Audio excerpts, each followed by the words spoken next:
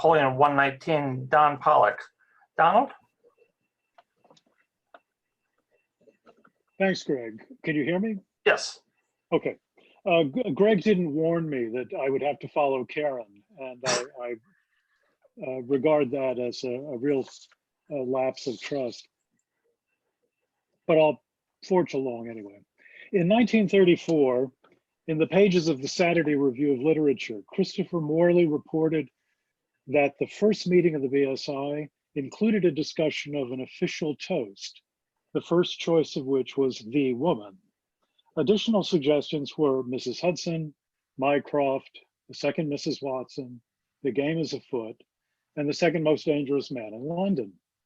Now, I draw your attention to this list to suggest that of the 6 prescribed toasts, 5 are nods to familiar, even essential canonical characters, or in the case of the game is afoot, a saying from the Abbey Grange that's universally recognized.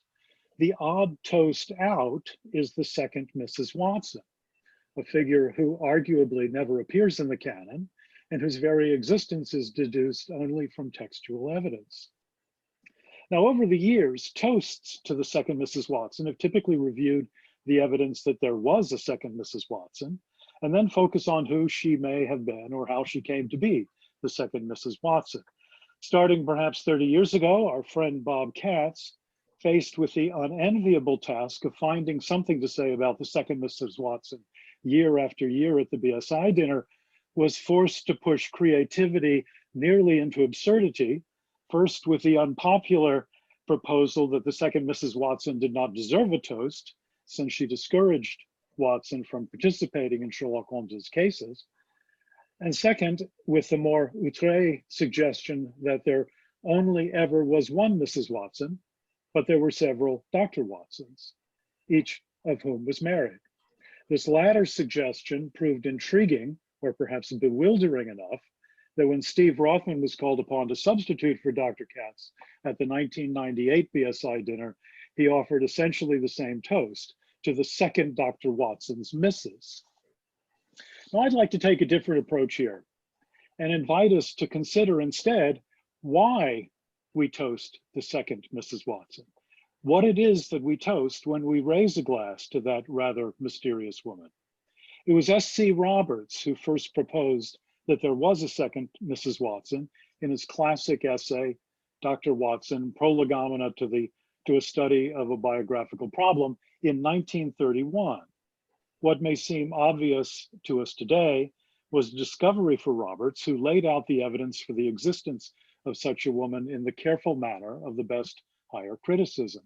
Indeed, it has been argued that this essay is the true source of what today we call the higher criticism, published just 3 years before that first BSI dinner at which this discovery was elevated to the status of a fixed point in the universe of canonical toasts. So if we ask why the second Mrs. Watson appears on our list of prescribed toasts, the answer that I'd like to propose is this. The second Mrs. Watson refers less to a canonical personage than to the founder of Sherlockian scholarship, a gracious nod to Roberts in his path-breaking research on Dr. Watson.